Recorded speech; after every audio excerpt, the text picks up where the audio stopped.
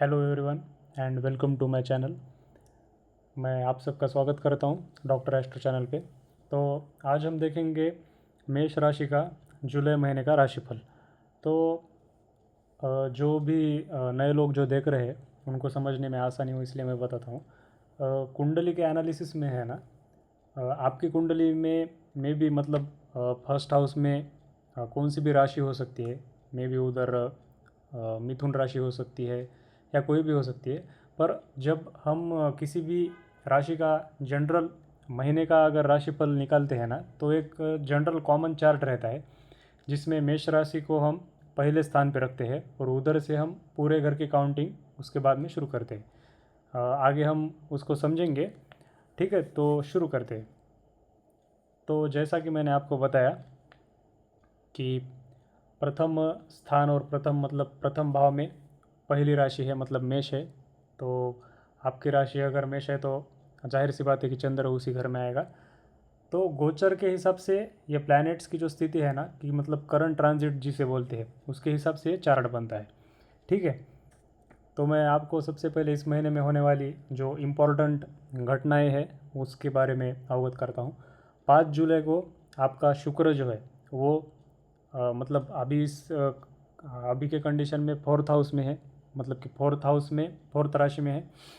तो उसका शिफ्ट जो है ना, ट्रांजिट जो है वो मतलब उसके आगे के हाउस में फिफ्थ हाउस में होगा 5 जुलाई को। ठीक है, और 7 जुलाई को जो है ना, बुध जो है वो मिथुन में जाएंगे। ठीक है, मतलब फोर्थ से थर्ड थर्ड हाउस में जाएंगे। ठीक है, और 16 जुलाई को जो है ना, वो सूर्य जो है वो कर्क राशि में जाएंगे, मतलब थर्ड हाउस से फोर्थ हाउस में। ठीक है, और इसमें एक इम्पॉर्टेंट बात है। अगले महीने में मतलब जुलाई में जो है ना, मतलब अभी जून चल रहा है, जुलाई महीने में शनि जो है वो वक्री हो जाएंगे 27 जुलाई को। ठीक है, तो इन सब चीज़ों को आप सिर्फ मतलब एज मतलब इजीली ध्यान में रखिए या फिर आगे मैं बताऊंगा ही। ठीक है, तो अब हम सारी एक स्टेप बाय स्टेप जानकारी लेंगे। आपका करियर कैसा होगा, मैरिड लाइफ कैसी होगी, आपका मतलब पढ़ाई कैसी होगी इस महीने में, ट्रैवल के क्या चांसेस है, आपकी हेल्थ कैसी रहेगी, जॉब के क्या चांसेस है, मतलब ऐसे कॉमन जो भी क्वेश्चंस जो रहते रेगुलर के, उन सब के बारे में हम डिटेल में जानने की कोशिश करेंगे। ठीक है, तो सबसे पहले हम करियर को लेते हैं। ओके, सो करियर का जो हाउस है ना, वो 10th हाउस है। ओके, तो इधर आपके 10th हाउस के जो स्वामी है वो शनि है और वो 12th हाउस में बैठे। ओके, और 10th हाउस पे शुक्र ग्रह की भी दृष्टि है, गुरु ग्रह की भी है और बुध ग्रह की भी है। ठीक है, क्योंकि वो फोर्थ में बैठे हो, फोर्थ से डायरेक्ट सेवन्थ एस्पेक्ट उनका 10th पे आता है। तो करियर में जो है ना, आपको मतलब एक अंदर से मतलब एक कॉन्फिडेंस रहेगा कंटिन्यू कि जो करना है वो आप करेंगे भी। पर मतलब ऐसे मतलब थोड़े थोड़े ऐसे प्रॉब्लम आएंगे, मतलब कि आपने कोई नई चीज़ भी आप शुरू कर सकते हैं, मतलब आपके करियर के मतलब उस पड़ाव में कोई भी मतलब ऐसी फॉर एग्ज़ाम्पल आपका करियर समथिंग मेडिकल फील्ड से रिलेटेड है, नहीं तो मतलब इंजीनियरिंग फील्ड से रिलेटेड है, तो मे भी आप उसमें कुछ भी एडिशन करने के लिए कुछ प्रयास कर सकते हैं कि मतलब कौन सा तो भी डिप्लोमा कर लिया या फिर कोई तो भी नया कोर्स कर लिया। ऐसी कुछ तो भी चीज़ें नया करने की आप कोशिश करेंगे, ऐसा मतलब इस करियर में है। ठीक है, ये तो मतलब आगे की होगी, पर जो कॉलेज में है और जो मतलब आगे के करियर के लिए जो तैयारी कर ले उनके लिए भी मतलब ये अच्छा समय है। ठीक है, मतलब ऐसा कोई हार्श समय नहीं है। ओके, सो अच्छा है। और जाहिर सी बात है मेष राशि को तो अभी 7.5 चल रही है, मतलब ये स्टार्टिंग फेज़ ही है उसका, स्टार्टिंग के 2.5 साल की शुरुआत हम इसे बोल सकते हैं।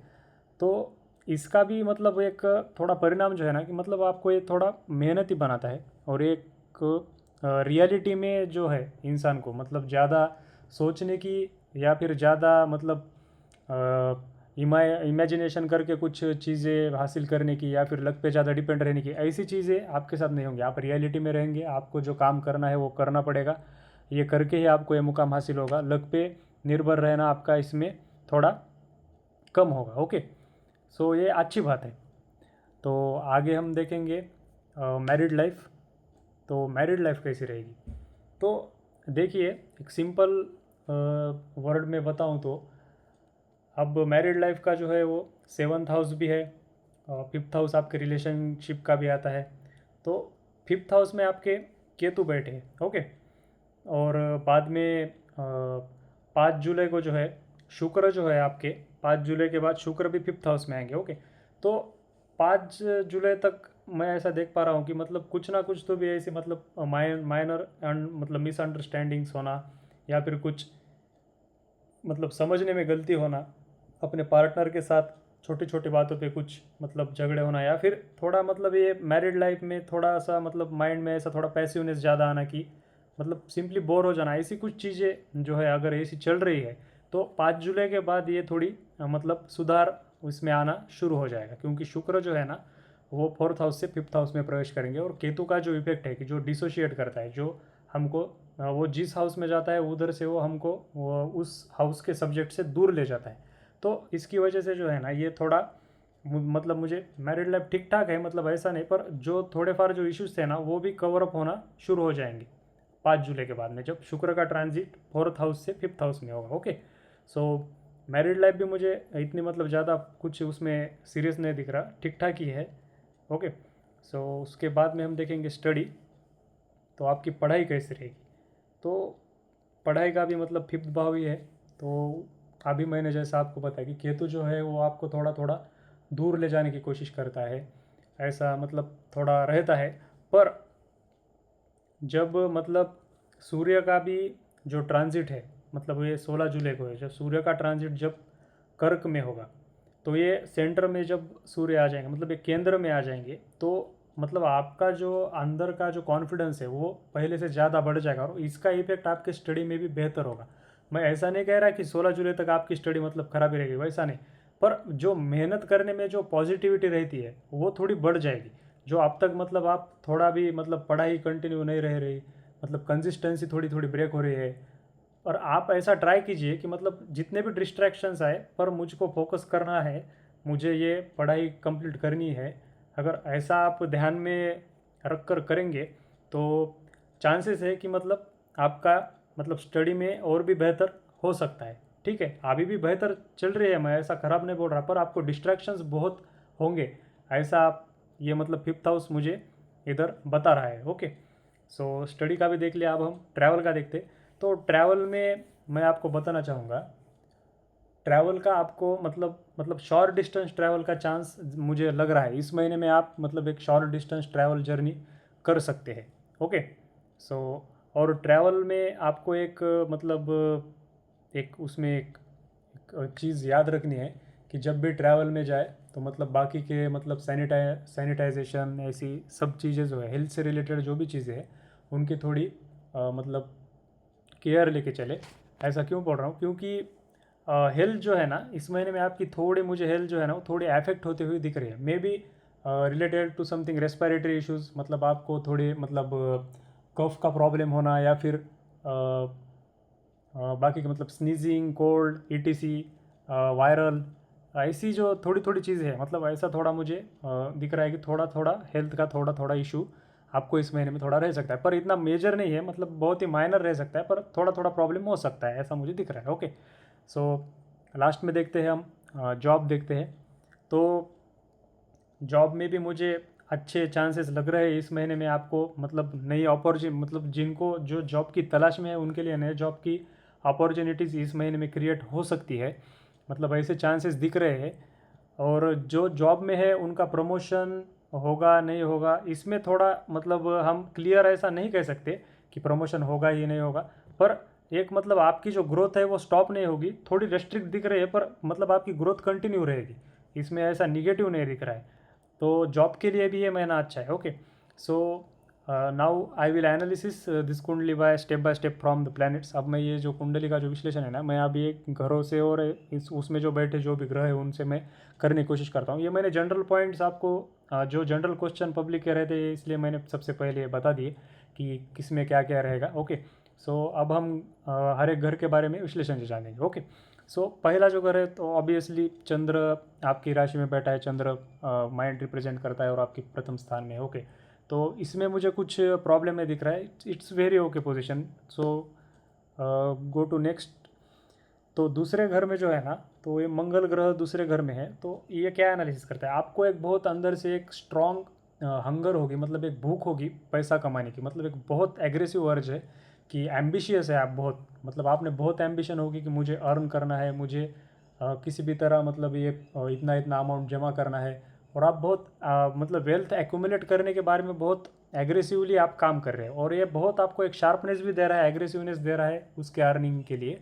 ओके, तो इसमें ध्यान क्या रखना है आपको, थोड़ा मतलब फैमिली में जो है ना, जब बोलते हो आप तो आपकी जो जीवा है, जो आपका रसना है, मतलब हम जीवा को रसना भी बोलते हैं, तो उसमें आपका तीखापन थोड़ा आ रहा है, मतलब तीखापन जो आ रहा है, मतलब आप बोलने में इतना बहुत हार्श हो रही है, आपकी जो स्पीच है इतनी हार्श हो रही है कि आपको घर वालों की भी मतलब अ, कुछ मतलब मालूम नहीं पड़ रहा कि हम किसको बोल रहे हैं क्या है, मतलब ऐसी जो थोड़ी चीज़ें रहती है ये इस प्लेसमेंट के कारण हो सकती है।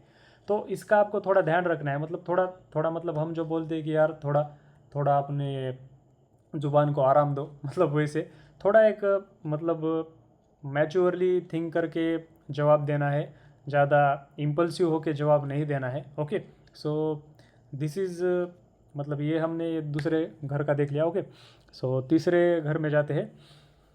तीसरा घर आपके करेज का है, तीसरा घर आपके विल पावर का है, और ये उपचय उपचय हाउस है, मतलब ये ग्रोइंग हाउस है। तो इसमें सूर्य की जो प्लेसमेंट है ना, वो मतलब हमने पहले ही डिस्कस किया कि 16 जुलाई तक सूर्य वहाँ पर ही रहेंगे, तो ये बहुत अच्छी प्लेसमेंट है। ये आप करेज और खुद सूर्य, सूर्य ही मतलब खुद करेजियस है, वो तो राजा है सारे प्लैनेट्स के, और वो करेज के हाउस में बैठे, तो इससे अच्छी प्लेसमेंट हो नहीं सकती। तो ये भी मतलब बहुत अच्छा है, आपकी विल पावर अच्छी रहेगी इसमें, आपके कम्युनिकेशंस जो है वो भी बढ़ सकते हैं, मतलब आपका नेटवर्क ग्रोथ होने का भी चांसेस है इसमें।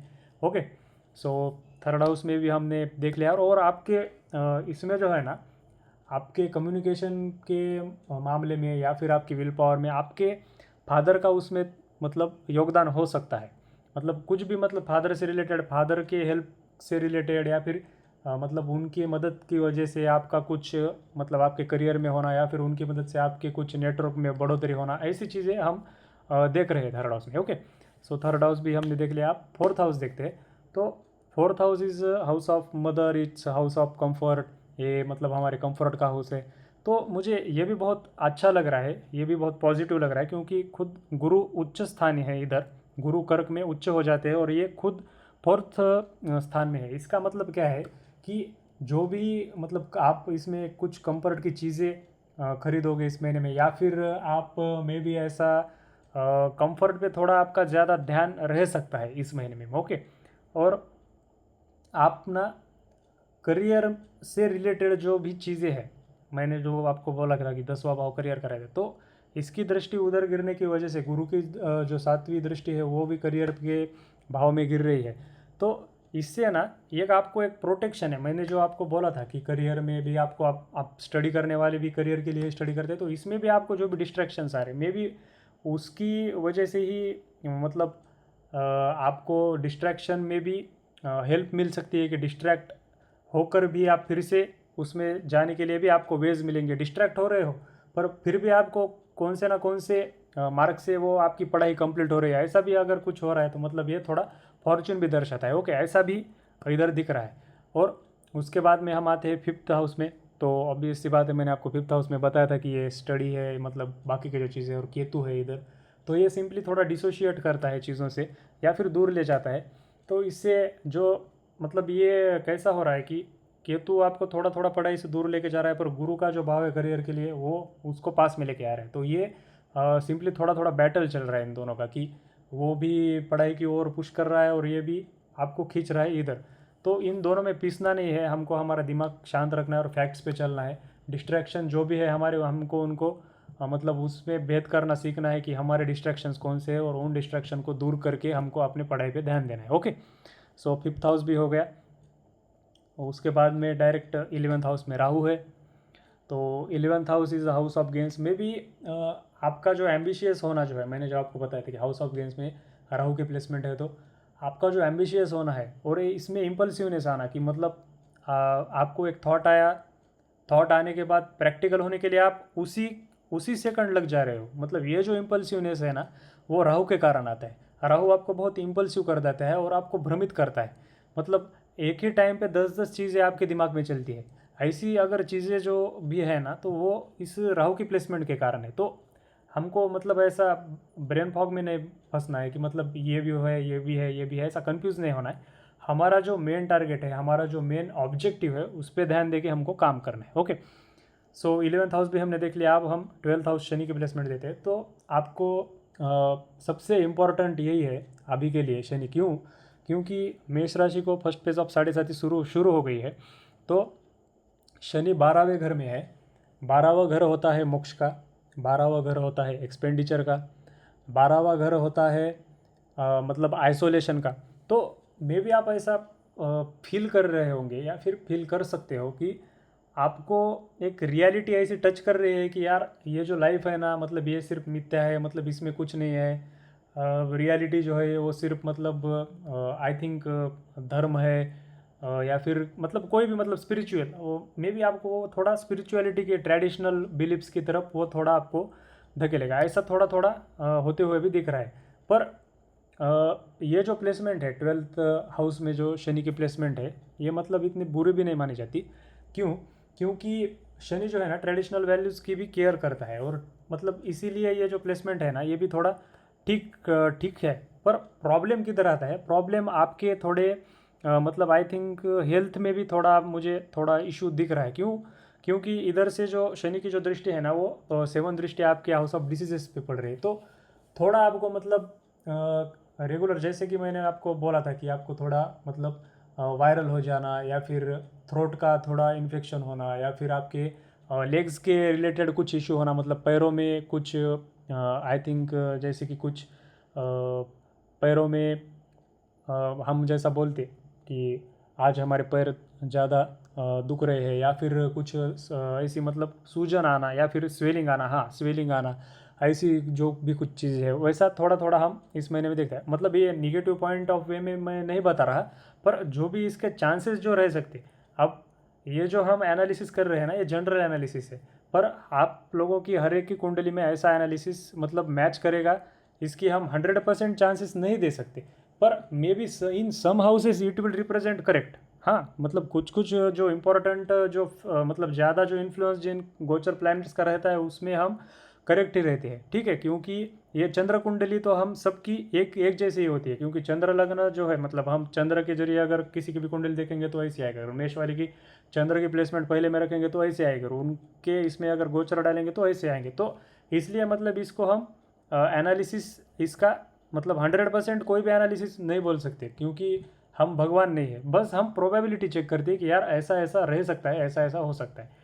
अब मे बी आपकी लग्न कुंडली में जिधर हमारा मतलब चंद्र है, वो चंद्र आपके 10वें भाव में हो सकता है, या फिर चौथे भाव में, मतलब किधर भी हो सकता है। तो उसके एनालिसिस के लिए क्या है कि मतलब वो स्पेसिफिक एनालिसिस हो गया, आपके लग्न कुंडली का स्पेसिफिक एनालिसिस। अगर वो भी करना है तो मैं आगे आपको कॉन्टैक्ट्स की डिटेल मतलब अगले हमारे वीडियो में वो भी मैं प्रोवाइड कर दूंगा कि आप किधर कांटेक्ट कर सकते हो क्या। तब तक आप मुझे मतलब कमेंट्स में ऐसा बता सकते हैं कि एनालिसिस करना है क्या है, तो मैं कमेंट्स में भी आपके आंसर देने की कोशिश करूँगा। ओके, तो ये बेसिक ओवरऑल एनालिसिस है। बस इसमें जो है ना, आपको कुछ चीज़ों का ध्यान रखना है इस महीने में। वो क्या चीज़ें हम देखते हैं। ओके, तो सबसे पहले आपकी जो वाणी है और आपका जो लहजा है, इन पर थोड़ा कंट्रोल करना सीखिए। क्योंकि जो मंगल जो है ना, वो एग्रेसिवनेस देता है। एग्रेसिवनेस देता है उसको पॉजिटिव वे में, उसको पॉजिटिव वे में उसकी एनर्जी को हम यूज़ करेंगे, ठीक है, उसको निगेटिव नहीं होने देंगे। ओके, और आवे की प्रतिक्रिया की जैसे इम्पल्सिव रिएक्शन है, वो राहु के कारण आते हैं, और वो आपके 11th हाउस में बैठने के कारण वो जो इम्पल्सिवनेस है हाउस ऑफ गेंस में, वही आपका धन भाव में रिफ्लेक्ट होता है थोड़ा। तो इम्पल्सिव डिसीजंस नहीं लेने हैं, सोच समझ के विचार करके हमको डिसीजन लेने हैं। ओके, और रिश्ते के बदलते स्वरूप को समझे, मतलब इसका क्या मतलब है। अब केतु जो 5th हाउस में जो मैंने बोला कि ये डिसोशिएट करता है या फिर मतलब दूर ले जाता है, तो इसमें आपको ऐसे बहुत से एक्सपीरियंस आएंगे इस महीने में कि आपको लगेगा कि मुझे ये रिलेशनशिप या फिर ये मतलब इसमें कुछ नहीं है, या फिर मतलब मैं इसमें फंस गया हूँ। ऐसी जो कुछ ये रिश्तों के बारे में जो चीज़ें हैं ना, वो थोड़ी बदलती स्वरूप की जो मतलब इसमें ट्रांसफॉर्मेशन आप आते हुए जो देख रहे हैं ना, इसको आपको समझना है। मतलब यूं ही इम्पल्सिवनेस उसमें हावी नहीं होने देना है, ठीक है। और उसके बाद का है घरेलू शांति को बाहरी तनाव से बचाए। एब्सोल्युटली, मतलब मैंने आपको बोला कि आपकी जो ज़बान है ना, वो थोड़ी मतलब हार्श होने वाली है, या फिर उसमें जो है आपको थोड़ा कंट्रोल करना है। इससे आपके जो मतलब घर के अंदर की शांति है, बाहर का तनाव है, वो आपके मतलब बाहर की टेंशन घर घर घर वालों पे नहीं निकालनी है। इसका भी आपको मतलब बहुत केयर लेना है। Okay, so thank you so much, thank you for hearing. बस मेरे चैनल को सब्सक्राइब कर दीजिए, अपने दोस्तों के साथ शेयर कर दीजिए, और एक हो सके तो लाइक कर दीजिए। Thank you so much. आपके इसके रिगार्डिंग जो कोई भी क्वेश्चंस रहेंगे, आप कमेंट बॉक्स में मुझसे पूछ सकते हैं, मैं उसको आंसर देने की कोशिश करूँगा। Thank you so much.